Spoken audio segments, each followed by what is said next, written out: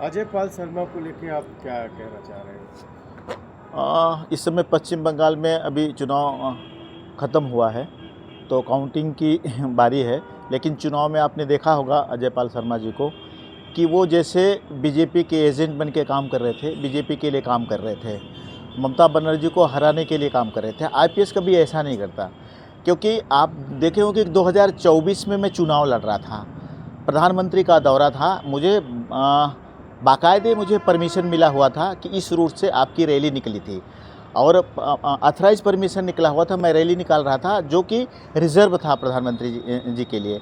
लेकिन इन्होंने वहाँ पे मैं रैली निकाल रहा था, इन्होंने मेरी सारी गाड़ियाँ बंद करवा दी, मुझे सारे अपने पुलिस को भेज के मुझे टगमा लिया उन्होंने और मुझे लॉकअप में भी बंद कर दिया। मुझे शाम को फिर मैंने ज़मानत लेके फिर वहाँ से निकला।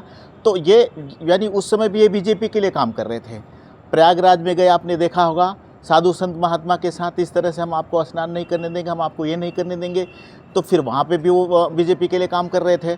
तो आईपीएस जो होता है बिल्कुल क्लियर रहता है, वो देश के प्रति काम करता है, प्रदेश के प्रति काम करता है, कसम खाता है कि मैं देश के हित के लिए काम करूँगा।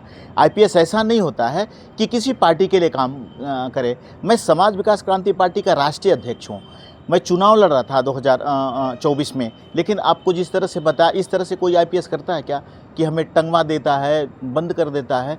तो फिर ये आईपीएस का काम नहीं है। आईपीएस का काम है कि दंगा फसाद ना हो, अच्छे से काम करें, अच्छे से कानून व्यवस्था को चलाएं, इस तरह से काम हो। तो भारतीय जनता पार्टी कुछ भी करवा सकती है, भारतीय जनता पार्टी का कुछ भरोसा नहीं है, देश को कभी भी बर्बाद कर सकती है ऐसे ऐसे लोग को लेके जो कि जो उनके एजेंट हैं।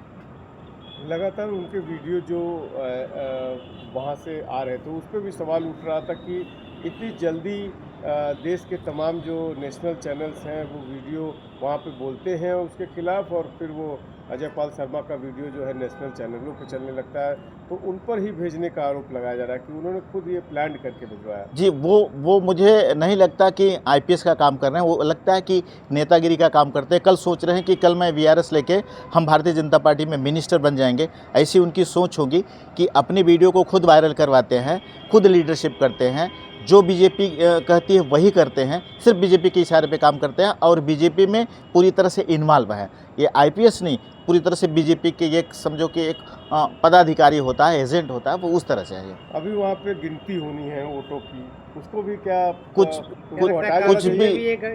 भी गड़बड़ी कुछ भी हो सकती है, कुछ भी गड़बड़ी हो सकती है। एक तो भारतीय जनता पार्टी है, वो पता नहीं आप किस दिशा में चलती है, देश को बर्बाद करने का काम करते हैं। वो तो कह देती है कि मैं जीत रहा हूँ, तो वो जीत जाती है कि आप समझ रहे हो मशीनरी में क्या होता है। तो यही सब है। जैसे ऐसे कुछ आईपीएस हैं जो बीजेपी के साथ लगे हुए हैं, जो देश को बर्बाद करने का काम कर रहे हैं।